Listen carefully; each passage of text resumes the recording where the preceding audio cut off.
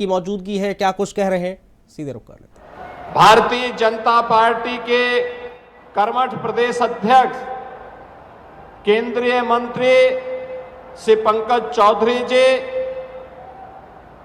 Bharatiya Janata party के संगठन महामंत्री श्री धर्मपाल जी, उत्तर प्रदेश सरकार में मंत्रिमंडल के मेरे सहयोगीगण, प्रभारी मंत्री सुनील शर्मा जी, लोक निर्माण विभाग के राज्य मंत्री कुंवर ब्रजेश सिंह जी, औद्योगिक विकास के राज्य मंत्री श्री जसवंत सिंह सैनी जी, हमारे सभी माननीय जनप्रतिनिधिगण और उपस्थित उत्साह के साथ उपस्थित सहारनपुर के मेरे सभी उपस्थित बहन और भाइयों, मैं सबसे पहले उत्तर प्रदेश की 190 करोड़ की यात्रा करने वाले इस एक्सप्रेस वे में पड़ने वाले उन सभी जनपद वासियों को इस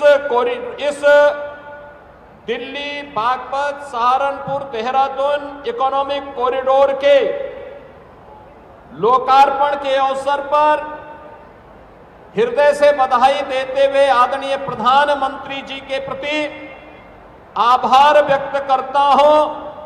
केंद्रीय सड़क परिवहन मंत्री माननीय नितिन गडकरी जी और NHAI के सभी अन्य वरिष्ठ अधिकारियों को भी हृदय से धन्यवाद देता हूं कि उन्होंने इस क्षेत्र के आर्थिक उन्नयन के लिए एक बड़े अभियान को आगे बढ़ा करके जो दूरी पहले सहारनपुर से दिल्ली की 5 से 6 घंटे में पूरी हो पाती थी, अब यह इकोनॉमिक कॉरिडोर सहारनपुर से दिल्ली की दूरी हो या सहारनपुर से देहरादून की दूरी, इस दूरी को मात्र 2.5 घंटे में पूरा करने में मदद मिलेगी। इसके माध्यम से सहारनपुर का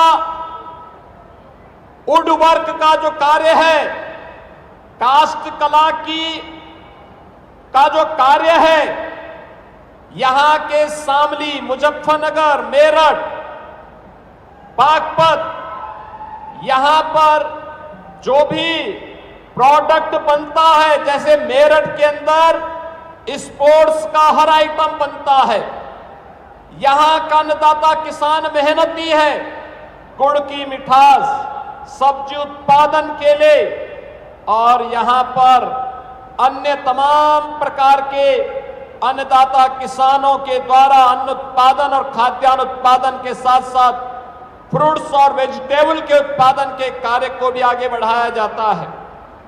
अब इसके माध्यम से न केवल राष्ट्रीय राजधानी बल्कि राष्ट्रीय राजधानी के साथ साथ दुनिया के बाजार में पहुंचाने का एक उत्तम माध्यम यह इकोनॉमिक कॉरिडोर आपको प्राप्त हो रहा है।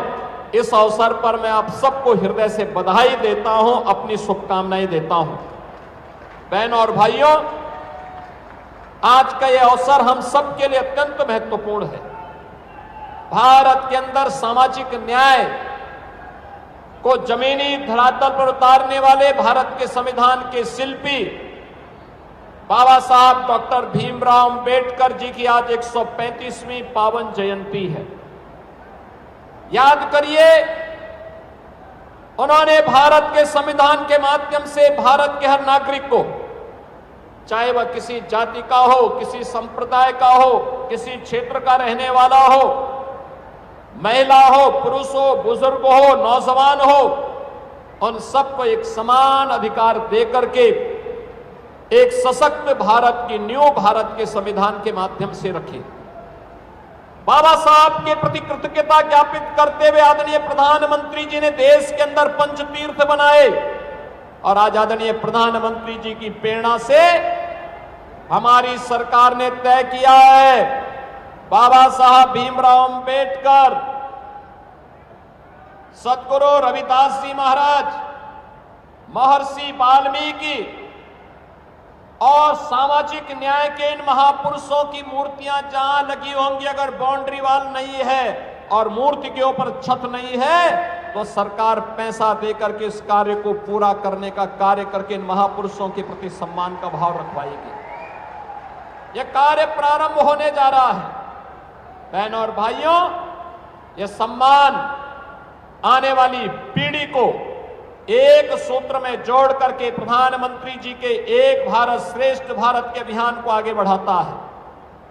आज उत्तर प्रदेश सुरक्षा का, सुशासन का, इंफ्रास्ट्रक्चर का, रोजगार का और इन्वेस्टमेंट का एक नया केंद्र बनकर के उभरा है। डबल इंजन सरकार की ताकत क्या होती है अगर देखना है तो डबल इंजन की सरकार की ताकत है कि अब उत्तराखंड हो या उत्तर प्रदेश या दिल्ली, अब बड़े से बड़े इंफ्रास्ट्रक्चर को लाने में कोई दुविधा नहीं। अब सहारनपुर में अपना विश्वविद्यालय मां शाकंभरी के नाम पर बन गया है। सरसावा में सिविल टर्मिनल बन रहा है, एयरपोर्ट बन रहा है।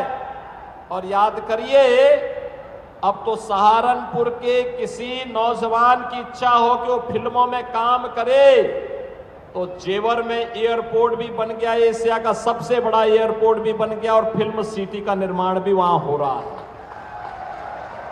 यह भी एक नया क्षेत्र है कला के लिए, कलाकारों के लिए, नौजवानों के लिए अपनी प्रतिभा को समाज के सामने प्रस्तुत करने का एक माध्यम है।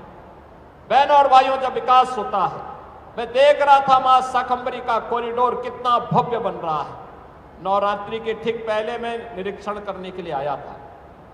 ये तब होता है जब उस प्रकार की सरकार जो विरासत का भी संरक्षण करती है और विकास के कार्य को बिना रुके, बिना डिगे, बिना थके लेकर के आगे बढ़ सकती है।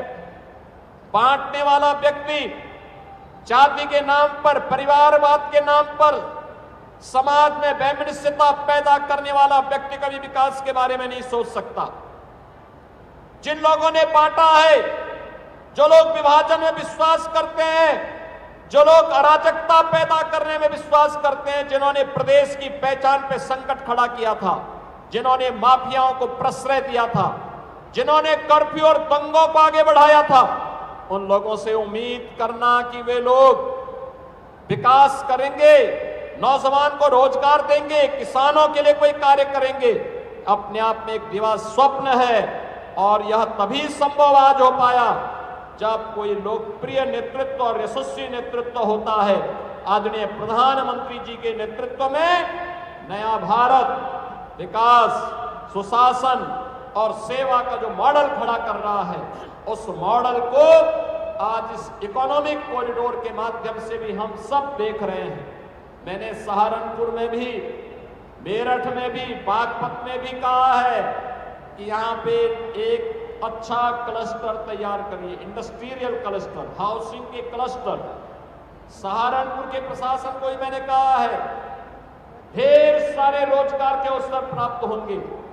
यहाँ के किसानों के उत्पाद को न केवल देश की राजधानी लखनऊ, देश की राजधानी दिल्ली में, बल्कि यहां से गंगा एक्सप्रेसवे को जोड़ने और गंगा एक्सप्रेसवे के माध्यम से उसे लखनऊ तक पहुंचाने में और वैश्विक बाजार तक पहुंचाने में मदद मिलेगी। हमारे अन्नदाता किसानों को ज्यादा दाम मिलेगा। आज बहनों और भाइयों, बाबा साहब भीमराव अंबेडकर जी की इस पावन जयंती कार्यक्रम के अवसर पर यह सहारनपुर वासियों को, पश्चिमी उत्तर प्रदेश के वासियों को आदरणीय प्रधानमंत्री जी के कर कमलों से प्राप्त हो रहा है। यह कॉरिडोर पहले कितना कठिन होता था, याद करिए।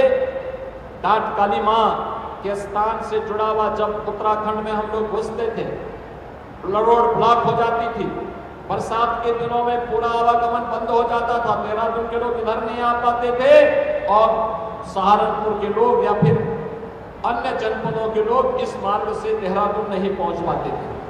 उन्हें हरिद्वार वाले मार्ग का शरण लेना पड़ता था। और इसीलिए आज प्रधानमंत्री जी के प्रति आभार व्यक्त करने के लिए हम सब यहाँ पर एकत्र हुए हैं।